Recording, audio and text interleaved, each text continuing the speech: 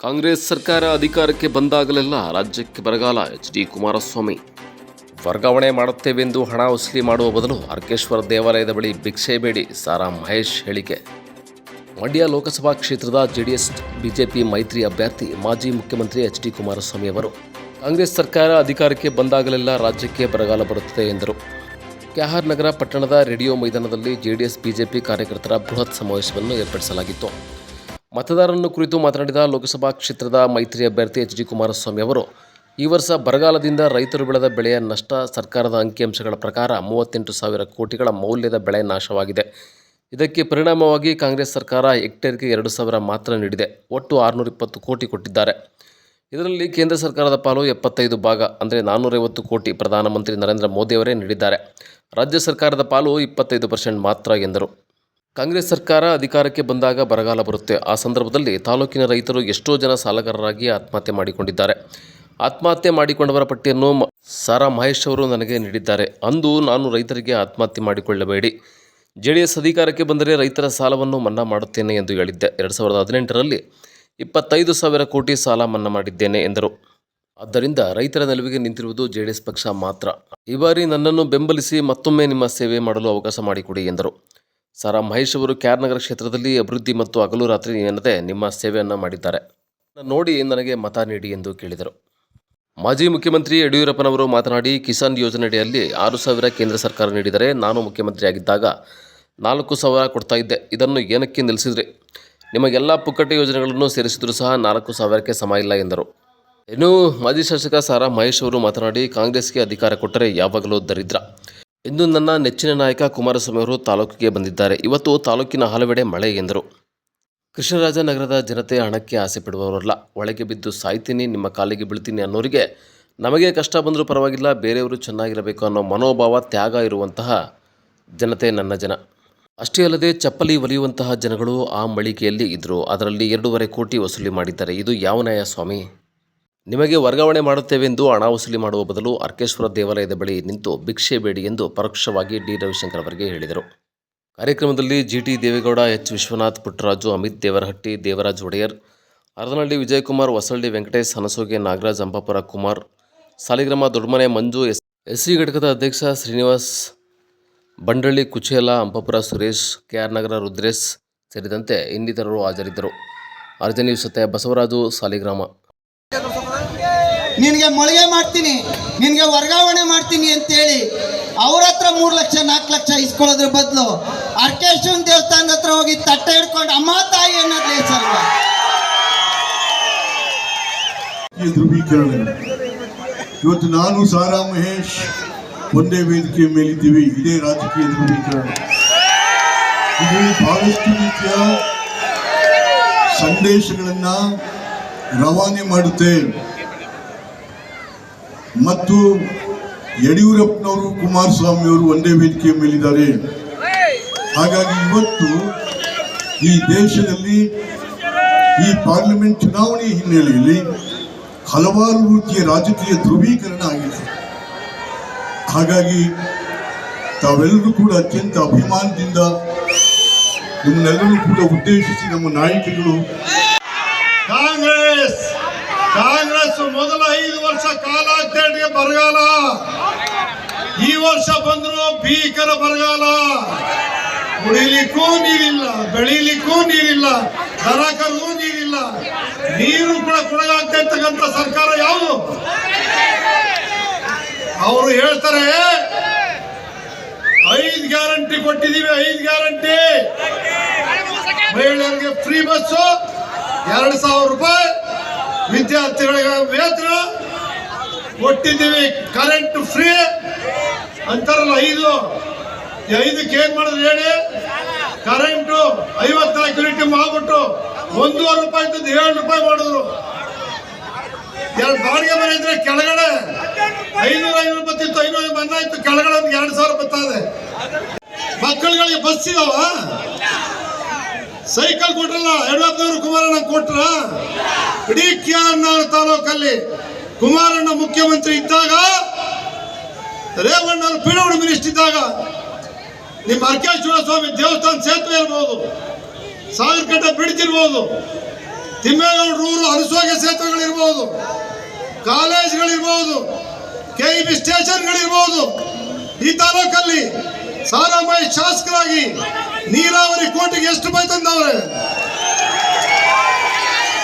ಎಷ್ಟು ಕೆರೆ ತುಂಬಿಸ್ತವ್ರೆ, ಕುಡಿಯೋ ನೀರು ಎಷ್ಟು ಕೊಟ್ಟವ್ರೆ, ಆಂಬುಲೆನ್ಸ್ಗಳು ಎಷ್ಟು ಬಿಟ್ರು, ಆರೋಗ್ಯ ಹೆಂಗ್ ನೋಡ್ಕೊಂಡ್ರು, ಮನೆ ಮಕ್ಕಳು ಮನೆ ತಂದೆ ತರ ನೋಡಿದಂತ ಏಕೈಕ ವ್ಯಕ್ತಿ ಯಾರು? ನೀವು ಮತದಾನ ಕೇಂದ್ರಕ್ಕೆ ಹೋದಾಗ ಕಮಲದ ಹೂವನ್ನ ಹುಡುಕಬೇಡಿ, ತೆನೆ ಹೊತ್ತ ಮಹಿಳೆಯ ಗುರುತು JDS BJPಯ ನಮ್ಮ ಗುರುತು. ಇದನ್ನ ನೆನಪಿನಲ್ಲಿ ಇಟ್ಕೊಂಡ್ರೆ ಕಮಲದ ಹೂವನ್ನ ಹುಡುಕೋದು ತಪ್ಪುತ್ತೆ. ಆ ತಪ್ಪನ್ನ ಮಾಡಬೇಡಿ.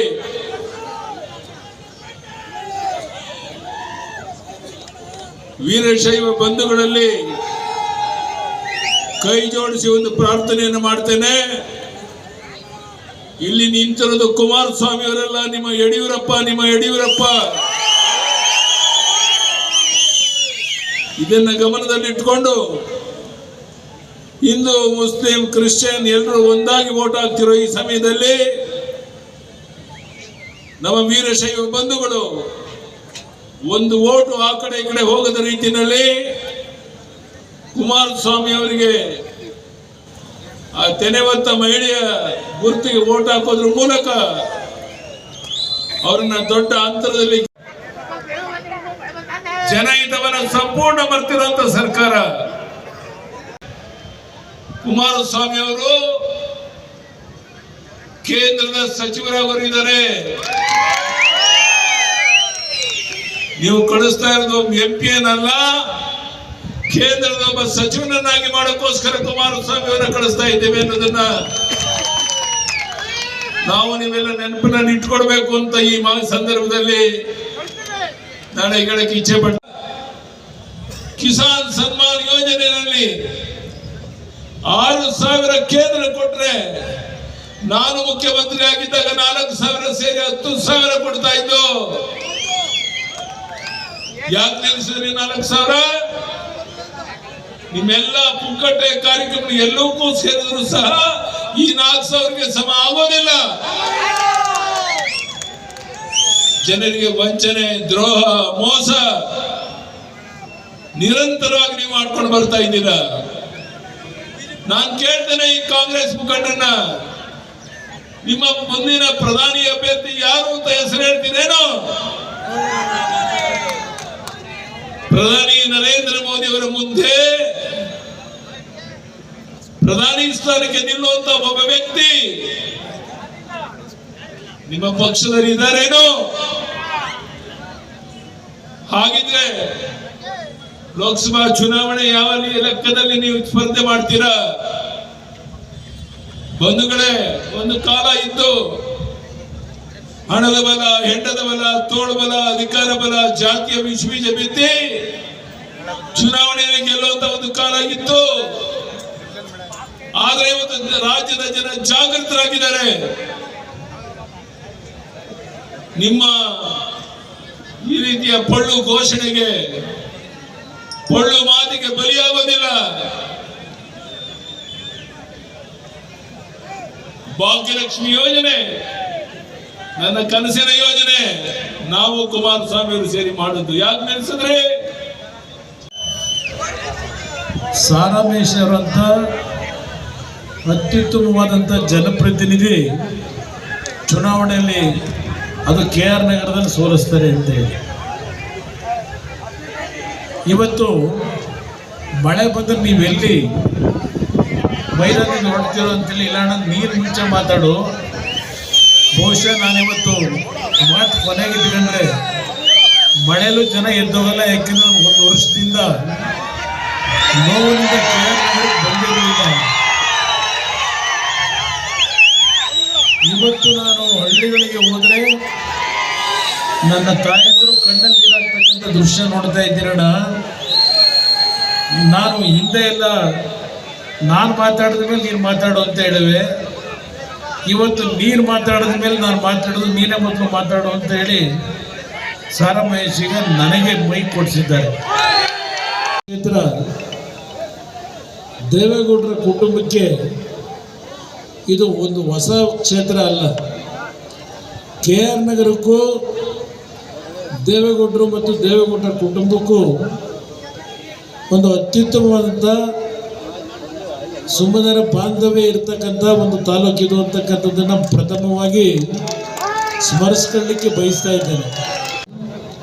ಜಾತ್ಯತೀತ ಜನತಾದಳದ ಮೈತ್ರಿಯ ಒಂದು ಸಂಬಂಧ ಪ್ರಾರಂಭ ಆಗಿರ್ತಕ್ಕಂಥದ್ದು ನಮ್ಮ ಸ್ವಾರ್ಥಕ್ಕೆ ಅಲ್ಲ ಅಂತಕ್ಕಂಥದ್ದನ್ನು ತಮ್ಮ ಮುಂದೆ ಭಾಳ ಸ್ಪಷ್ಟವಾಗಿ ಹೇಳಲಿಕ್ಕೆ ಬಯಸ್ತೇನೆ. ಇವತ್ತು ರಾಜ್ಯದಲ್ಲಿ ಕಾಂಗ್ರೆಸ್ನ ಸರ್ಕಾರ ಆಡಳಿತವನ್ನು ನಡೆಸ್ತಾ ಇದ್ದಾರೆ. ಕಳೆದ ಚುನಾವಣೆಯಲ್ಲಿ ನೀವು ಕಾಂಗ್ರೆಸ್ ಪಕ್ಷವನ್ನು ನಂಬಿ ಏನು ಅಧಿಕಾರವನ್ನು ಕೊಟ್ಟಿದ್ದೀರಿ, ನಿಜಕ್ಕೂ ಜನಸಾಮಾನ್ಯರ ಕಷ್ಟಗಳಿಗೆ, ಅದರಲ್ಲೂ ವಿಶೇಷವಾಗಿ ನಮ್ಮ ರೈತರು ಯಾವೊಂದು ಸಂಕಷ್ಟದಲ್ಲಿದ್ದೀರಿ. ಈ ವರ್ಷ ಬರಗಾಲ, ಸರ್ಕಾರದ ಅಂಕಿಅಂಶಗಳೇ ಹೇಳ್ತಾ ಇದ್ದಾರೆ ನಮ್ಮ ರೈತರು ಬೆಳೆದಿರ್ತಕ್ಕಂಥ ಬೆಳೆಯ ಪ್ರಮಾಣದ ನಷ್ಟ 38,000 ಕೋಟಿಗಳು, 38,000 ಕೋಟಿ ಮೌಲ್ಯದ ನಮ್ಮ ರೈತರು ಬೆಳೆದಂಥ ಬೆಳೆ ನಾಶ ಆಗಿದೆ. ಅದಕ್ಕೆ ಪರಿಹಾರ ಎಷ್ಟು ಕೊಟ್ಟಿದ್ದಾರೆ ಕಾಂಗ್ರೆಸ್ ಸರ್ಕಾರ? ಈಗ 2,000 ರೂಪಾಯಿ ಹೆಕ್ಟರ್ಗೆ ನಿಮಗೆ ರೈತರಿಗೆ ಇವತ್ತು ಪರಿಹಾರ ಕೊಟ್ಟಿದ್ದೇವೆ ಅಂತ ಏನು ಹೇಳ್ತಾರೆ. ಒಟ್ಟು 624 ಕೋಟಿ ಕೊಟ್ಟಿದ್ದಾರೆ.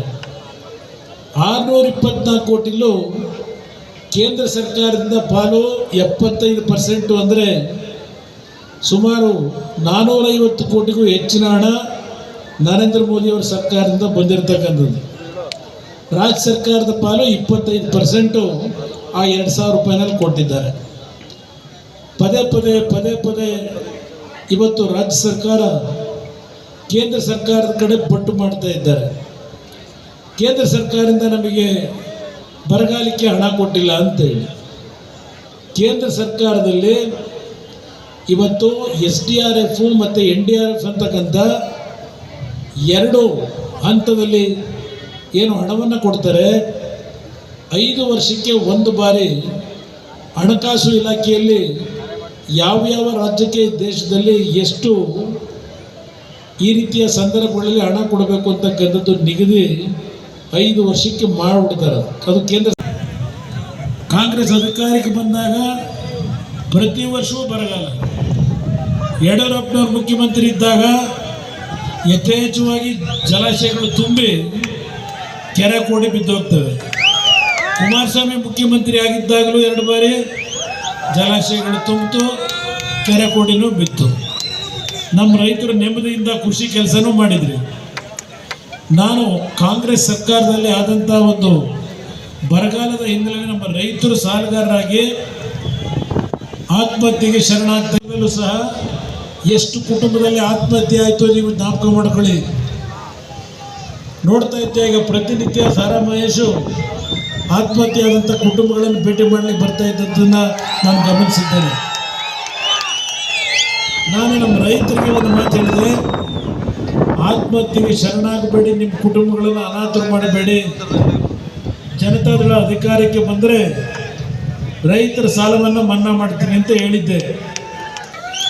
ಅವತ್ತು ನಾನು 25,000 ಕೋಟಿ ರೈತರ ಸಾಲನ ಮನ್ನಾ ಮಾಡಿಕೊಟ್ನಲ್ಲ, ರೈತರ ಕಷ್ಟ ಬಗೆಹರಿಸಲಿಕ್ಕೆ ಪ್ರಯತ್ನ ಪಟ್ಟನಲ್ಲ. ಅವತ್ತು ನಾನು ನರೇಂದ್ರ ಮೋದಿ ಅವ್ರ ಮುಂದೆ ಹೋಗಿ ನಾನು ರೈತರು ಸಾಲ ಮನ್ನಾ ಮಾಡಲಿಕ್ಕೆ 25,000 ಕೋಟಿ ಖರ್ಚು ಮಾಡಿದ್ದೀನಿ, ಆ ದುಡ್ಡು ನೀವು ಕೊಡಿ ಅಂತ ಕೇಳೋದ್ನ. ದುಡ್ಡು ಮತ್ತು ನಾನೇನು ಸಾಲ ಮನ್ನಾ ಮಾಡಿದೆ? ನಿಮ್ಮದು ನಿಮ್ಮ ದುಡ್ಡು, ಅದು ನನ್ನ ದುಡ್ಡಲ್ಲ, ಜನತಾದಳದ ದುಡ್ಡು ಅಲ್ಲ. ನೀವು ತೆರಿಗೆ ರೂಪದಲ್ಲಿ ಕಟ್ತಿರೋದಲ್ಲ ನಮ್ಮ ಸರ್ಕಾರದ ಖಜಾನೆಗೆ. ನಿಮ್ಮ ದುಡ್ಡು ನಿಮಗೆ ಕೊಟ್ಟಿದ್ದೀನಿ ನಾನು ಅಷ್ಟೇ, ನಾನೇನು ಮಾಡಿರೋ ಕೆಲಸ ಅಲ್ಲ ಅದು. ಇದನ್ನು ನೀವು ಅರ್ಥ ಮಾಡ್ಕೊಳ್ಳಿ. ಇವತ್ತು ಈ ಸರ್ಕಾರ ಬಂದ ನಂತರ ಯಾವುದಾದ್ರೂ ಒಂದು ಹೊಸ ಕಾರ್ಯಕ್ರಮ ಪ್ರಾರಂಭ ಆಗಿದೆಯಾ? ಯಾವುದಾದ್ರೂ ಒಂದು ಕೆಲಸ ಪ್ರಾರಂಭ ಆಯಿತಾ? ಒಂದು ಅಭಿವೃದ್ಧಿ ಕಾರ್ಯಕ್ರಮಗಳಿಲ್ಲ. ಅದರ ಜೊತೆಗೆ ಗ್ಯಾರಂಟಿ ಬಗ್ಗೆ ಹೇಳ್ತಾರೆ. ನಾನು ಯಾತಿ ಕೇಳಿದೆ, ನಿಮ್ಗೆ ಒಂದು ಕಡೆ ಕೊಟ್ಟು ಇನ್ನು 4 ಕಡೆ ಕಿತ್ಕೊತಾ ಇದ್ದಾರೆ ನಿಮ್ಮ ಪಾಕೆಟ್. ಸಾರಾ ಮಹೇಶು ಯಾವುದಾದ್ರೂ ಒಂದು ಬಡ ಕುಟುಂಬದಲ್ಲಿ ಸಮಸ್ಯೆ ಅಂದರೆ ಕುಟುಂಬದಲ್ಲಿ ಜನ್ಮ ತಾಳಿರ್ತಕ್ಕಂಥ ಮಗನಿಗಿಂತಲೂ ಹೆಚ್ಚಾಗಿ ನಿಮ್ಮ ಕಷ್ಟ ಸುಖದಲ್ಲಿ ಬಂದು ಇವತ್ತು ನೆರವು ಕೊಡ್ತಾ ಇದ್ದಂಥ ಒಬ್ಬ ನಿಷ್ಠಾವಂತ ಪ್ರಾಮಾಣಿಕ ಪ್ರತಿನಿಧಿ ಆಗಿದ್ದಂಥವ್ರು. ಅವ್ರನ್ನ ಚುನಾವಣೆಯಲ್ಲಿ ಯಾವ ಕಾರಣಕ್ಕೆ ಸೋಲಿಸಿದ್ರಿ? ಕಾಂಗ್ರೆಸ್ನ ಅಭ್ಯರ್ಥಿ ಎಲ್ಲ ಮನೆಗಳಿಗೆ ವಿಷದ ಬಾಟ್ಲನ್ನ ಇಟ್ಕೊಂಡು ನೀವು ನನಗೆ ಈ ಬಾರಿ ಮತ ಕೊಡದೇ ಇದ್ರೆ ನಾನು ಸತ್ತೋಗ್ಬಿಡ್ತೀನಿ ಅಂತೇಳಿ ಕೈಕಾಲು ಹಿಡ್ಕೊಂಡ ಅಂತೇಳಿ ಒಕ್ಕಲಿಗರು ಹಾಕಿದ್ರಿ, ವೀರಶೈವ ಸಮಾಜದವರು ಓಟ್ ಹಾಕಿದ್ರಿ, ಅಯ್ಯೋ ಪಾಪ ಅಂತೇಳಿ. ಮತ್ತಾಗಿದ್ರೆ ನಾವು ಯಾವ ರೀತಿ ಕೆಲಸ ಮಾಡಬೇಕು? ಕೆಲಸ ಮಾಡೋನು ಒಂದೇ, ಕೆಲಸ ಮಾಡದೆ ಲೂಟಿ ಹೊಡಿತಕ್ಕಂಥವ್ರು ಒಂದೇ, ಇಲ್ಲ ಈ ಥರ ವಿಷ ತಗೋತೀನಿ ಅದು ತಗೋತೀನಿ ಅಂತ ಹೇಳೋರು ಒಂದೇನಾ? ಈಗ ಅದರಿಂದ ಏನು ಸಿಕ್ತೀಗ ಇವತ್ತು ಈ ತಾಲೂಕಿನಲ್ಲಿ? ವಿಷ ತಗೋತೀನಿ, ವಿಷದ ಬಾಟ್ಲಿ ಇಟ್ಕೊಂಡು ನಿಮ್ಮ ಮುಂದೆ ಹತ್ಕೊಂಡು ಸೆರಗು ಹೊಡ್ಕೊಂಡು ಬಂದಿರಲ್ಲ. ಏನಾದರೂ ಹೋಗ್ಲಿ ತಾಲೂಕಿನ ಅಭಿವೃದ್ಧಿ ಕಾಣಲಿಕ್ಕೆ ಸಾಧ್ಯ ಐತೆ? ಸರ್ಕಾರ ಅವ್ರದ್ದೇ ಇದೆ. ಸಾರಾ ಮಹೇಶ್ 3 ಟರ್ಮ್ ಗೆದ್ದ ಅಂತ ಹೇಳಿ ಸಾರಾ ಮಹೇಶ್ಗೆ 3 ಟರ್ಮ್ ಗೆದ್ದಿದ್ರಿ, ನೀವೆಲ್ಲ ಆಶೀರ್ವಾದ ಮಾಡಿದ್ರಿ ಅಂತ ಅಸೂಯೆ ಪಟ್ಟುಕೊಂಡು ಇವತ್ತು ಸಾರಾ ಮಹೇಶನ್ನ ಇವತ್ತು ಸೋಲಿಸಿದ್ರಿಂದ ಇವತ್ತು ನೋವು ಯಾರು ಅನುಭವಿಸ್ತಾ ಇದ್ದೀರಿ? ದಯವಿಟ್ಟು ಯೋಚನೆ ಮಾಡಿ ನನ್ನ ಅಣ್ಣ ತಮ್ಮಂದರು, ನನ್ನ ತಾಯಿಯಂದರು. ಇವತ್ತು ಅವನ ಮನಸ್ಸಿನ ಮೇಲೆ ಎಷ್ಟು ಆಘಾತ ಆಗಿರಬೇಕು. ಇದೆಲ್ಲವನ್ನ ನೋಡಿ ನನಗೆ ಎಲ್ಲ ಏನು ಹೇಳೋದು, KR ನಗರದಲ್ಲಿ ಈ ಬಾರಿ ಜನತಾದಳಕ್ಕೆ ದೊಡ್ಡ ಮಟ್ಟದಲ್ಲಿ ಲೀಡ್ ಕೊಡ್ತೀರಿ ಅಂತ ಹೇಳೋದು ಕುಮಾರಸ್ವಾಮಿಗೆ ಅಂತಕ್ಕಿಂತ ಹೆಚ್ಚಾಗಿ ಸಾರಾ ಮಹೇಶ್ಗೆ ನಾವು ಅನ್ಯಾಯ ಮಾಡಿದ್ವು. ಇವತ್ತು ಸಾರಾ ಮಹೇಶ್ ಮರ್ಯಾದೆ ಉಳಿಸಬೇಕು ಈ ತಾಲೂಕಿನಿಂದ ಅಂತ ಹೇಳಿ ಇವತ್ತು ಸಾರಾ ಮಹೇಶ್ ಸೋತಂತ ಹಿನ್ನೆಲೆಯಲ್ಲಿ ಈಗ ನೀವು ತೀರ್ಮಾನ ಮಾಡ್ಕೊಂಡಿದ್ದೀರಿ ಅನ್ನೋದನ್ನು ಹೊರಗಡೆ ಹೇಳ್ತಾರೆ. ಹಣ ಈ ಸಲ ಮೊದಲನೇ ಬಾರಿಗೆ KR ನಗರದಲ್ಲಿ ಹೆಚ್ಚಿನ ಒಂದು ಬಹುಮತ ಜನತಾದಳಕ್ಕೆ ದೊರಕುತ್ತೆ ಅಂತ ಹೇಳ್ತಾ ಇದ್ದಾರೆ. ಜನತಾದಳ ಮತ್ತು ಭಾರತೀಯ ಜನತಾ ಪಕ್ಷದ ಅಭ್ಯರ್ಥಿಯಾಗಿ ಏನು ಚುನಾವಣೆ ಸ್ಪರ್ಧೆಯಲ್ಲಿ ನಿಂತಿದ್ದೇನೆ. ನಿಮ್ಮ ಹೃದಯದಲ್ಲಿ ನಾನು KR ನಗರದ ಎಲ್ಲ ತಂದೆ ತಾಯಂದಿರ ಒಂದು ಮನವಿಯನ್ನು ಈ ವೇದಿಕೆ ಮುಖಾಂತರ, ನನಗೆ ಜಾತಿ ಇಲ್ಲ, ನನಗೆ ಎಲ್ಲರೂ ನಮ್ಮವರೇ. ನನಗೆ ಕುರುಬ ಸಮಾಜವೂ ನನ್ನವರೇ, ವೀರಶೈವರು ನನ್ನವರೇ, ದಲಿತ ಸಮಾಜಗಳು ನನ್ನವರೇ. ದಲಿತ ಸಮಾಜಕ್ಕೆ ಒಂದು ಮಾತು ಹೇಳ್ತೇನೆ, ಇವತ್ತು ಕಾಂಗ್ರೆಸ್ನವರು ಪ್ರಚಾರ ಮಾಡ್ತಾ ಇದ್ದಾರೆ, ನರೇಂದ್ರ ಮೋದಿ ಅವರಿಗೆ 400 ಸ್ಥಾನ ಬಂದುಬಿಟ್ರೆ ಈ ಬಾರಿ ಸಂವಿಧಾನವನ್ನೇ ರದ್ದು ಮಾಡಿಬಿಡ್ತಾರೆ ಅಂತಕ್ಕಂಥ ಸುಳ್ಳು ಅಪ್ರಚಾರವನ್ನು ಕಾಂಗ್ರೆಸ್ನವರು ಏನು ಮಾಡ್ತಾ ಇದ್ದಾರೆ. ಇವತ್ತು ಅಂಬೇಡ್ಕರ್ ಅವರ ಸಿದ್ಧಾಂತಗಳನ್ನು ಹಾಳು ಮಾಡಿದರೆ ಅದು ಕಾಂಗ್ರೆಸ್ ಪಕ್ಷ. ದಲಿತ ಸಮಾಜಗಳು ಇದನ್ನು ಅರ್ಥ ಮಾಡ್ಕೋಬೇಕು ಅಂತಕ್ಕಂಥ ಮಾತನ್ನು ಹೇಳಿ, ಭತ್ತದ ಹೊರೆ ಹೊತ್ತಿರ್ತಕ್ಕಂಥ ಮಹಿಳೆಯ ಗುರುತು ಈ ಬಾರಿ ಮಂಡ್ಯ ಜಿಲ್ಲೆಯ ಲೋಕಸಭೆಯಲ್ಲಿ ಭಾರತೀಯ ಜನತಾ ಪಕ್ಷದ ಮತ್ತು JDSನ ಹೊಂದಾಣಿಕೆಯ ಚಿಹ್ನೆ ಏನಿದೆ, ನನ್ನ ಕ್ರಮ ಸಂಖ್ಯೆ ನಂಬರ್ 1, ಆ ಕ್ರಮ ಸಂಖ್ಯೆಗೆ ನಿಮ್ಮ ಮತವನ್ನು ಚಲಾಯಿಸ್ತಕ್ಕಂಥವ್ರ ಮುಖಾಂತರ ಈ ರಾಜ್ಯದ ಹಲವಾರು ಸಮಸ್ಯೆಗಳಿಗೆ ಪರಿಹಾರವನ್ನು ತರಲಿಕ್ಕೆ ನಿಮ್ಮಗಳ ಆಶೀರ್ವಾದವನ್ನು, ನಿಮ್ಮ ಮನೆಯ ಮಗನೋ ತಮ್ಮನೋ ಅಂತಕ್ಕಂಥ ಭಾವನೆಯಿಂದ ಆಶೀರ್ವಾದವನ್ನು ಮಾಡಿ ಅಂತ ಹೇಳಿ ಕಾಂಗ್ರೆಸ್ಗೆ ಅಧಿಕಾರ ಕೊಟ್ರೆ ಯಾವಾಗಲೂ ದರಿದ್ರ ಬರ. ಇವತ್ತು ಯಡಿಯೂರಪ್ಪನವರು, ಕುಮಾರಣ್ಣರವರು ನನ್ನ ತಾಲೂಕಿಗೆ ಬಂದಿದ್ದಾರೆ. ನನ್ನ ಹುಟ್ಟೂರು ಸಾಲಿಗ್ರಾಮದಲ್ಲಿ ಮಳೆ, ಬೇರಿಯಾದಲ್ಲಿ ಮಳೆ, ನಗರದಲ್ಲಿ ಇವತ್ತು ಮಳೆ.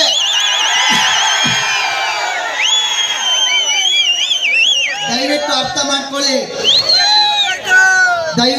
ಮಾಡ್ಕೊಳ್ಳಿ.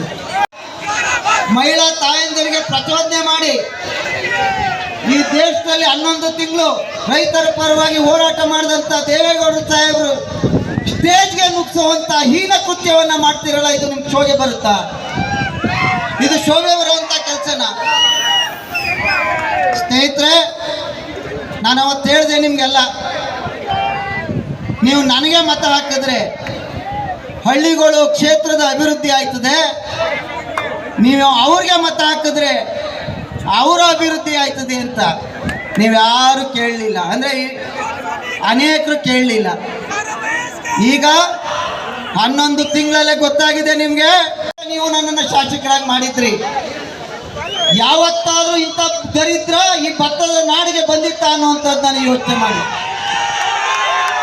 ಸಾಹೇಬ್ರವರ ನೇತೃತ್ವ, ನರೇಂದ್ರ ಮೋದಿ ಅವರ ಮುಂದಾಳತ್ವದಲ್ಲಿ ಕರ್ನಾಟಕದಲ್ಲಿ ಕುಮಾರಣ್ಣ ಮತ್ತೆ ವಿಜಯೇಂದ್ರರವರ ನೇತೃತ್ವದಲ್ಲಿ ಮುಂದಿನ ಚುನಾವಣೆಗಳು ಆಗಬೇಕು. ನಿಮ್ಮ ಕೈ ಮುಗಿದು ಪ್ರಾರ್ಥನೆ, ದುಡ್ಡುಗಾಸೆ ಪಡೆಯವರಲ್ಲ ಅಂತ ಗೊತ್ತು. ಆದರೆ ಸೆರಗೊಡ್ಡಿದ್ರೆ, ವಿಷ ಕುಡಿತೀನಿ ಅಂದ್ರೆ, ಅಯ್ಯೋ ಹೊಳೆಲ್ ಮುಳುಗಿ ಸತ್ತೋಯ್ತೀನಿ ಅಂದ್ರೆ ನಮಗೆ ಕಷ್ಟ ಆದ್ರೂ ಪರವಾಗಿಲ್ಲ, ಅವ್ರು ಉಳ್ಕೊಳ್ಳಿ ಅನ್ನುವಂಥ ತ್ಯಾಗದ ಭಾವನೆ ಇರ್ತಕ್ಕಂಥ ನನ್ನ ಜನ. ಚಪ್ಪಲಿ ಹೊಲಿಯುವಂತ ನನ್ನ ತಂದೆ ತಾಯಿಂದ್ರು ಕೂಡ ಮಳೆಗೆಲ್ಲಿದ್ರು. ಅದರಲ್ಲಿ 2.5 ಕೋಟಿ ರೂಪಾಯಿನ ವಸೂಲಾತಿ ಮಾಡಿದ್ರಲ್ಲ ಸ್ವಾಮಿ, ಇದು ನ್ಯಾಯನಾ? ಇದು ಸರಿನಾ? ನಮಗೆ ನಿಮ್ಮ ಮನೆಗೆ ಬಂದಾಗ ಓಟ್ ಕೊಟ್ಟು, ಊಟ ಹಾಕಿ, ಹಾಲು ಕೊಟ್ಟು, ನೀರು ಕೊಟ್ಟು, ಆರತಿ ಎತ್ತಿ ಆಶೀರ್ವಾದ ಮಾಡುವಂಥ ತಂದೆ ತಾಯಿಯಂದ್ರ ಹತ್ರ ಹೋಗಿ ನಿನಗೆ ಮೊಳಗೆ ಮಾಡ್ತೀನಿ, ನಿನಗೆ ವರ್ಗಾವಣೆ ಮಾಡ್ತೀನಿ ಅಂತೇಳಿ ಅವ್ರ ಹತ್ರ 3 ಲಕ್ಷ 4 ಲಕ್ಷ ಇಸ್ಕೊಳ್ಳೋದ್ರ ಬದಲು ಅರ್ಕೇಶ್ವರನ ದೇವಸ್ಥಾನದ ಹತ್ರ ಹೋಗಿ ತಟ್ಟೆ ಹಿಡ್ಕೊಂಡು ಅಮ್ಮ ತಾಯಿ ಅನ್ನೋದು ಲೇಸಲ್ವ? ಅಥವಾ ಹೇಳಿ, ನೀವು ನನ್ನ 20 ವರ್ಷದಲ್ಲಿ ಯಾವತ್ತಾದರೂ ಕಾಂಟ್ರಾಕ್ಟರ್ ಹತ್ರ, ಒಂದು ವರ್ಗಾವಣೆ ಹತ್ರ ಅಥವಾ ಒಂದು ಕೆಲಸ ಕೊಡಿಸ್ತೀನಿ ಅಂತ ಒಬ್ಬರ ಹತ್ರ 5 ರೂಪಾಯಿನ ನಾನು ಕೇಳಿದ್ರೆ ನಿಮ್ಮ ಹತ್ರ ಕಾಲ್ಗೆ ಶರಣಾಗ್ಬಿಡ್ತೀನಿ. ಮತ್ತು ತಮ್ಮ ಮಗ ಅಮಿತ್ ದೇವರಟ್ಟಿ ಅವ್ರನ್ನ ನಿಮ್ಮ ಮಡ್ಲಿಗೆ ಹಾಕಿದ್ದೀನಿ. ಅವನನ್ನ ನಿಮ್ಮ ಪಕ್ಷ ಬೆಳೆಸುವಂಥದ್ದು ನಿಮ್ಮ ಜವಾಬ್ದಾರಿ ಅಂತೇಳಿ ಅಮಿತ್ ನಮ್ಮ ಪಕ್ಷಕ್ಕೆ ಇವತ್ತು ನಿಮ್ಮೆಲ್ಲರಲ್ಲಿ ಕೈ ಮುಗಿದು ಪ್ರಾರ್ಥನೆ ಮಾಡ್ತೀನಿ. ದಯವಿಟ್ಟು ಊರಲ್ಲಿ ಮೋದಿ ಅವರ ಅಭಿವೃದ್ಧಿಗೆ, ದೇಶದ ಅಭಿವೃದ್ಧಿಗೆ, ನರೇಂದ್ರ ಮೋದಿ ಅವರು ಇಟ್ಕೊಂಡಿರ್ತಕ್ಕಂಥ ಅವರ ಭಾವನೆಗಳ, ಈ ದೇಶ ಸಮೃದ್ಧ ರಾಜ್ಯ ಆಗಬೇಕು, ಈ ದೇಶ ರಾಮರಾಜ್ಯ ಆಗಬೇಕು ಅನ್ನೋಂತ ಏನು ಭಾವನೆ ಇಟ್ಕೊಂಡಿದ್ದಾರೆ, ಅದಕ್ಕೆ ನೀವೆಲ್ಲರೂ ಸಹಕಾರವನ್ನು ಮಾಡಬೇಕು ಅಂತ ಹೇಳಿ ಕೈ ಮುಗಿದು ಪ್ರಾರ್ಥನೆಯನ್ನು ಮಾಡ್ತಾ, ನನ್ನ ನಾಯಕರಾದಂಥ ಕುಮಾರಣ್ಣರವರು 3 ಬಾರಿ ಹೃದಯ ಚಿಕಿತ್ಸೆ ಆದಂಥವ್ರು.